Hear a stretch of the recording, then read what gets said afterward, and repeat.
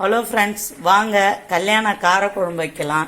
கல்யாண காரக்குழம்பு வைக்கிறதுக்கு சின்ன வெங்காயத்தை அரிஞ்சு பொடி பொடியாக ஆக்கி வச்சுருக்குறோம். வதக்கிக்கலாம். பூண்டு, தக்காளி இதெல்லாம் கொஞ்சம் வதக்கிக்கின்னு தேவையான மசாலா இது பண்ணிக்கலாம். கொஞ்சமாக வானலை காய வைங்க. வானலை காஞ்ச பிறகு கொஞ்சம் தோரம்பயிறு சேர்த்துக்கோங்க. தோரம்பயிறு சேர்த்து நல்லா வதக்குங்க. நல்லா வறுபடட்டும். கொஞ்சம் கடலப்பருப்பு சேர்த்துக்கோங்க. கடலப்பருப்பும் வறுபடட்டும். காஞ்ச மிளகாய் 4 சேர்த்துக்கோங்க.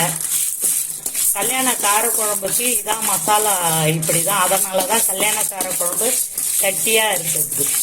சும்மா லைட்டாக சூடு காட்டி வறுத்துக்கோங்க.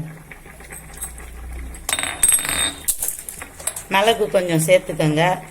ஜீரகம் கொஞ்சம் சேர்த்துக்கோங்க. கொத்தமல்லி கொஞ்சம் சேர்த்துக்கோங்க. இதெல்லாம் சேர்த்து ஒரு பொன்னிறமாக ஆகட்டும்.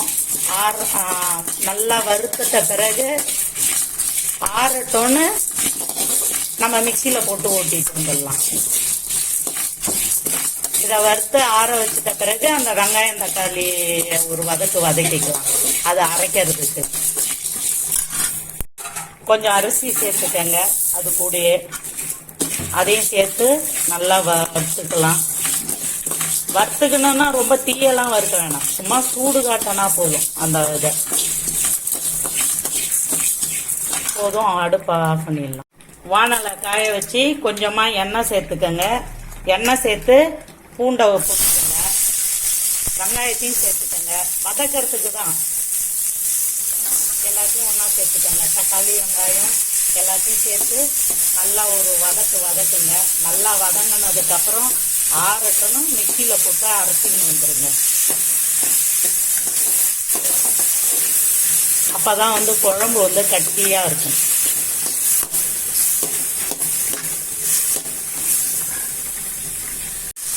கொஞ்சமாக உப்பு சேர்த்துக்கங்க வதக்கிறதுக்கு மட்டும். இது தக்காளி வெங்காயம் வதங்க.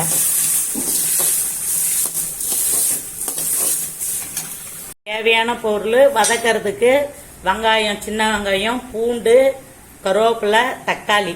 வதக்க தனியாக அரிஞ்சு வதக்கணும். குழம்பு தாளிக்கிறதுக்கு தனியாக இது பண்ணணும். கத்திரிக்காய் குட்டி குட்டியாக வாங்கிக்கங்க. மணத்தக்காளி வத்தல், மொசக்கட்டை நைட்டே ஊற வச்சு வேக வச்சு எடுத்து வச்சுருக்குறோம். மொசக்கொட்டையும் போடணும். கத்திரிக்காயை கொத்து கொத்தாக போடணும். வாங்க வெங்காயம் தக்காளி ஆறின உடனே குழம்ப தாளிக்கலாம். வெங்காயம் தக்காளி நல்லா வதங்கிடுச்சு. வாங்க ஆற விட்டு அரைச்சிக்கிட்டு வரலாம். கத்திரிக்காய் வதக்க கொஞ்சம் எண்ணெய் ஊற்றி கத்திரிக்காயை போட்டுக்கோங்க. வதக்கிக்கலாம்.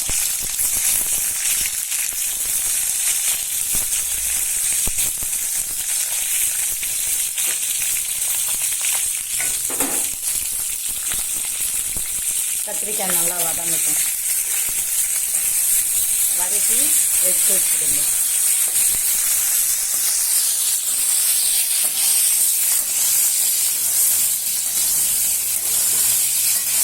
குழம்போட சேர்த்து கத்திரிக்காய் வதக்கக்குள்ள கத்திரிக்காய் நல்லா வதங்காது.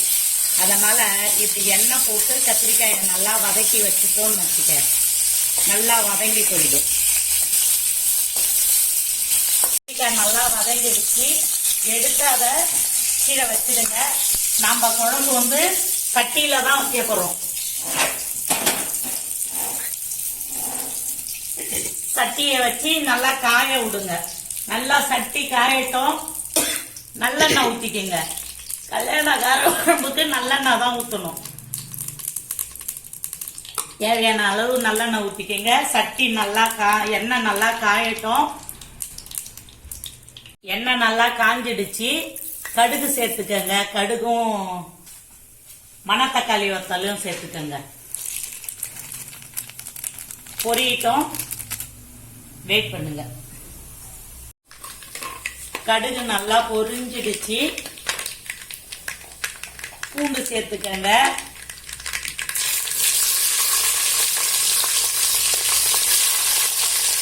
பூண்டு கொஞ்சம் நேரம் வதங்கட்டும். வதங்கினதுக்கு அப்புறம் சின்ன வெங்காயம் சேர்த்துக்கலாம். இப்போ சேர்த்துக்கங்க. தேவையான அளவுக்கு மட்டும் சேர்த்துக்கங்க. சின்ன வெங்காயம் தான் சேர்த்து கல்யாண காரக்குழம்பு வைக்கணும்.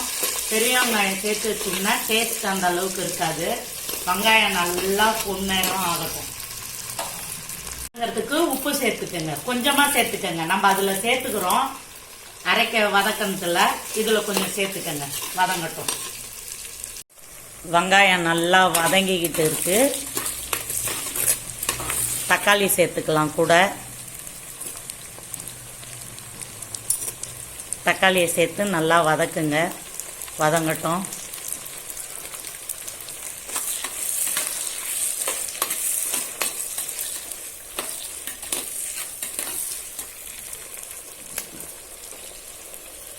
வெங்காயம் தக்காளி வதக்கணும்ல, ஆறின உடனே அரைச்சிக்கின்னு வந்தாச்சு.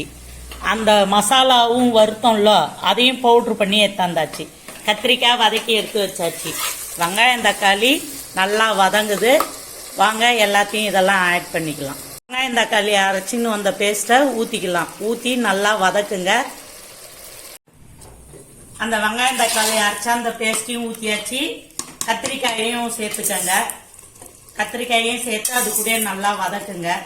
நல்லா எல்லாம் ஒன்றா வதங்கட்டும். வதங்கினதுக்கு அப்புறம் மொச்சக்கொட்டை சேர்த்துக்கலாம். மொச்சக்கொட்டையை ஊற வச்சு வேக வச்சு எடுத்து வச்சாச்சு.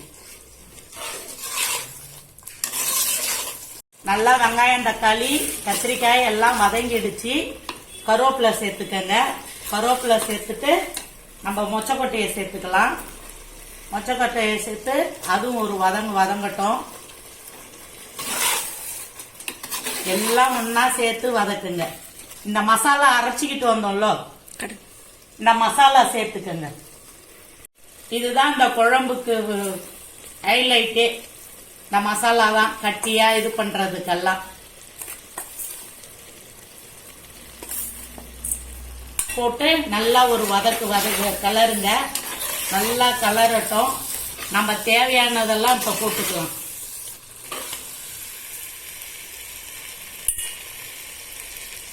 குழம்பு மிளகாத்தூள் 2 ஸ்பூன் போட்டுக்கோங்க. நாங்க நிறைய வைக்கிறதுனால எப்பயுமே கல்யாணக்கார குழம்பு மட்டும் நிறைய வச்சுட்டோம்னு வச்சுக்க, ஒரு 2 நாளைக்கு இருந்தாலும் கெடாது. தனி மிளகாத்தூள் சேர்த்துக்கங்க காரத்துக்கு ஏற்ற மாதிரி. மல்லித்தூள் சேர்த்துக்கங்க.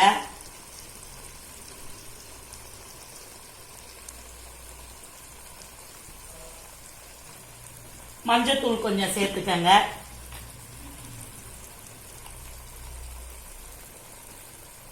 எல்லாத்தையும் சேர்த்து நல்லா ஒரு கிளறி விடுங்க.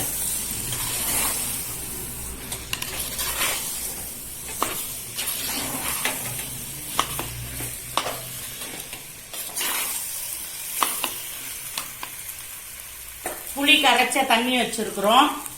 புளி கரைச்ச தண்ணி எடுத்து ஊத்திக்கங்க. அதுல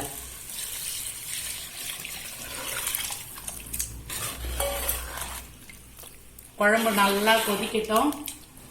இப்பயே பாருங்க குழம்பு எவ்வளவு கட்டியா இருக்கு பாருங்க.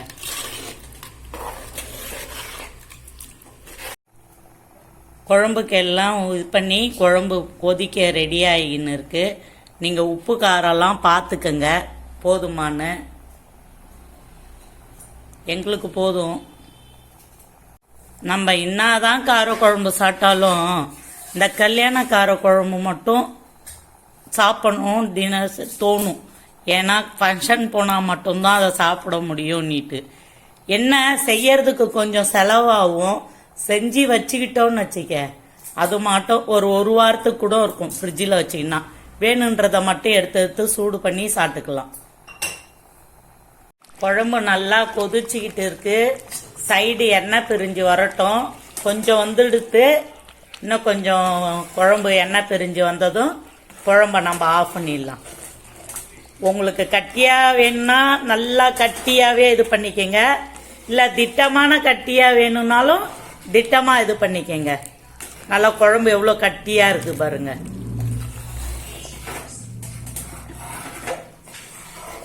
சட்டியில வைங்க குழம்பெல்லாம். மீன் குழம்பு, கார குழம்பு, கரோட் குழம்பு, கறி குழம்பு இதெல்லாம் சட்டியில வச்சாதான் குழம்பு டேஸ்டா இருக்கும். குழம்பு நல்லா கொதிச்சு முடிச்சிடுச்சு. அதுக்கு சின்னதா இறக்கக்குள்ள ஒரு தாலி போட்டு இறக்கலாம். வாங்க எண்ணெயை ஊத்திக்கங்க. எண்ணெய் காயட்டும். கடுகு சேர்த்துக்கங்க. நாங்க வடகெல்லாம் சேர்க்க மாட்டோம் இதுல. எனக்கு உங்க மீன் குழம்புக்கு கருவாட்டு குழம்புக்கு மட்டும்தான் வடகம் சேர்த்தா பிடிக்கும்.